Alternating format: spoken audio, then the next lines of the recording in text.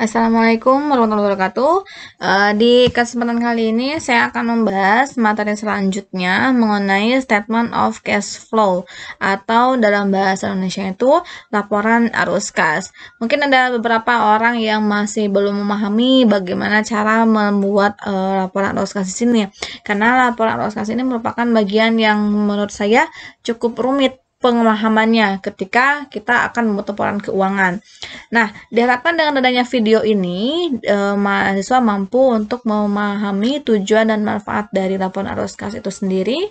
Lalu, di dalam laporan arus kas itu ada komponen apa aja, dan yang terakhir, mudah-mudahan dengan adanya video ini, yang menyimak bisa memahami tentang metode penyusunan dalam laporan arus kas. Karena ada beberapa metode yang bisa kita pilih untuk membuat laporan arus kas di perusahaan di tempat kita bekerja.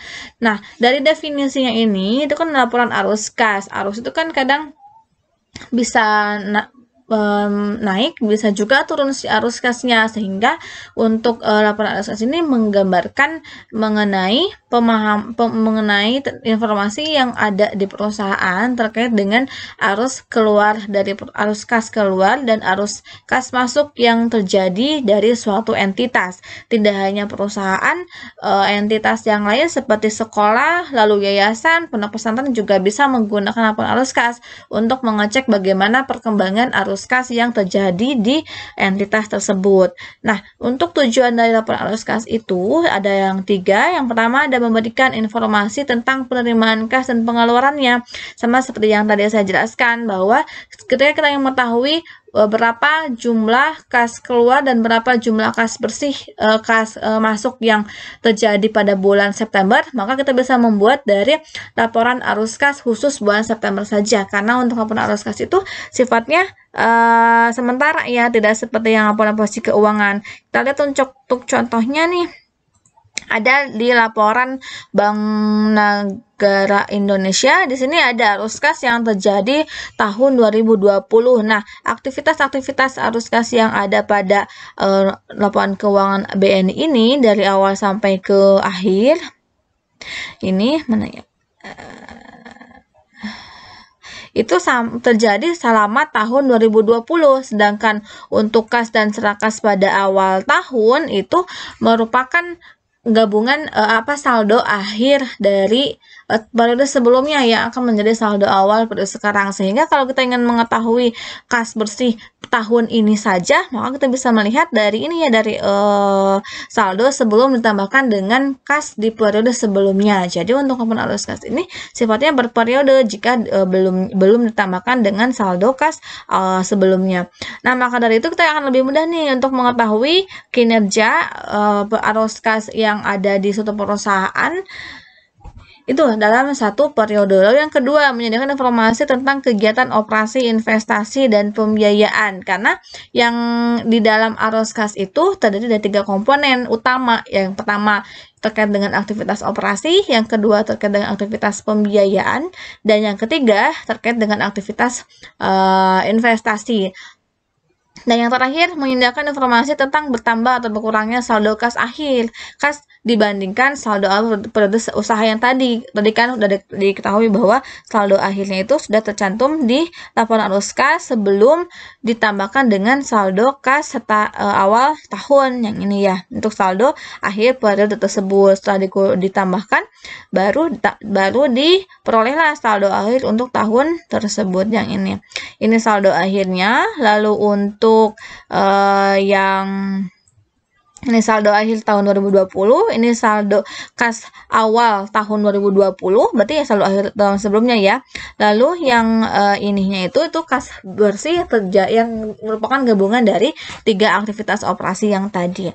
Nah, apa sih manfaat dari dibuatnya laporan arus kas? Dan kenapa sih kita harus membuat laporan arus kas? Yang pertama, arus kas ini bisa dijadikan sumber informasi bagi stakeholder yang berkaitan dengan perusahaan tersebut. Contohnya ada investor yang ingin menanamkan kasnya atau asetnya di suatu perusahaan, maka si investor bisa melihat nih perolehan atau bagaimana perkembangan arus kas yang terjadi di suatu perusahaan.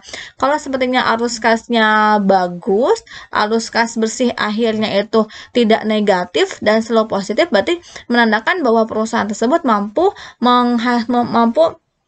mengelola manajemennya sehingga jumlah arus kas masuknya bisa lebih besar dibandingkan arus keluar. Tetapi kalau seperti kita melihat dari laporan arus kas satu perusahaan yang dimana setiap tahun itu arus kasnya itu negatif terus, berarti kalau kayak gitu menunjukkan bahwa perusahaan ini nggak benar nih mengelola kasnya, karena jumlah kas yang keluar itu lebih besar dibandingkan jumlah arus kas masuk. Nah, sehingga kan ini menjadi dasar pengambilan keputusan baik itu bagi stakeholder, baik itu berupa baik itu oleh bagi si investor, kreditor atau yang lainnya kayak gitu. Lalu yang lalu untuk secara spesifiknya untuk manfaat dari arus kas itu kemampuan entitas untuk menghasilkan arus kas di masa depan. Seperti yang tadi ya, kalau seperti perusahaan mampu menghasilkan pendapatan lebih besar dibandingkan pengeluaran, otomatis ke periode selanjutnya juga memungkinkan perusahaan itu mampu menghasilkan inflow yang tinggi dibandingkan outflow-nya. Lalu yang kedua, kemampuan entitas untuk membayar dividen dan memenuhi kewajibannya. Seperti yang tadi, kalau seperti kita posisinya sebagai investor, ketika kita melihat bahwa arus kas suatu perusahaan ini positif, otomatis kalau kita investasi di perusahaan tersebut, maka penerimaan dividen kita itu akan berjalan lancar, berbeda dengan perusahaan yang selalu menghasilkan arus kas negatif, maka perolehan dividen yang seharusnya kita terima itu akan terhambat gara-gara perusahaan tidak mampu menghasilkan inflow yang lebih besar dibandingkan outflow-nya. Termasuk juga kreditor. Kalau sepertinya suatu perbankan ingin memberikan pinjaman kepada perusahaan, pas dicek laporan arus kasnya, ternyata si perusahaan ini mampu nih menghasilkan inflow yang sangat tinggi dibandingkan outflow-nya. Berarti kalau bank ini memberikan pinjaman dengan nominal sekian, itu tidak masalah karena melihat dari kinerja si perusahaannya, dilihat dari informasi laporan keuangan, laporan arus kas yang tadi. Nah, kalau sepertinya yang sama juga yang tadi ya, kalau perusahaan ini arus kasnya negatif, berarti kan menjadi tanda tanya dong bagi si kreditor.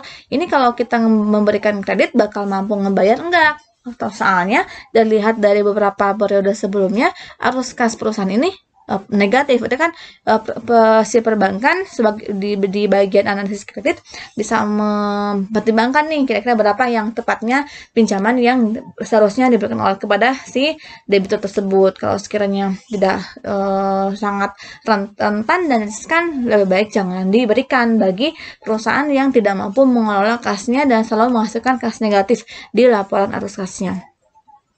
Yang ketiga, ada penyebab perbedaan antara laba bersih dan arus kas bersih. Nah, ini kan kadang kita menganggap bahwa laba bersih yang dihasilkan oleh perusahaan menunjukkan kinerja yang bagus, tetapi belum tentu seperti itu karena laba bersih yang dihasilkan itu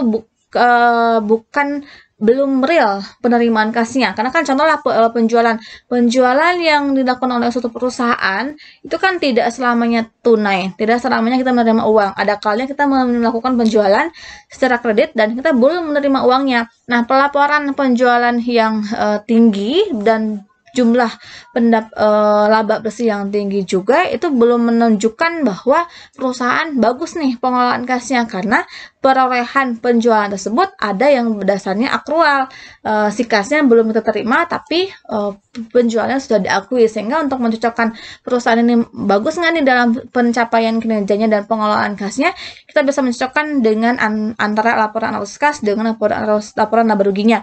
Kalau di laba ruginya itu laba bersihnya bagus dan di laporan arus kas juga sama, berarti kesinkron kan informasinya dan perusahaan mampu mengelola dengan baik. Tetapi kalau seperti perusahaan ini laporan labanya itu bersih, laba bersih itu tinggi, tapi kasnya negatif, ini kan tanda tanya, ini pengakuan pendapatan dari mana sih? Sedangkan di laba rugi itu bagus, padahal ini kasnya kok nggak ada kayak gitu. Sehingga ini menjadi perbandingan antara perolehan laba bersih dengan si kas bersihnya.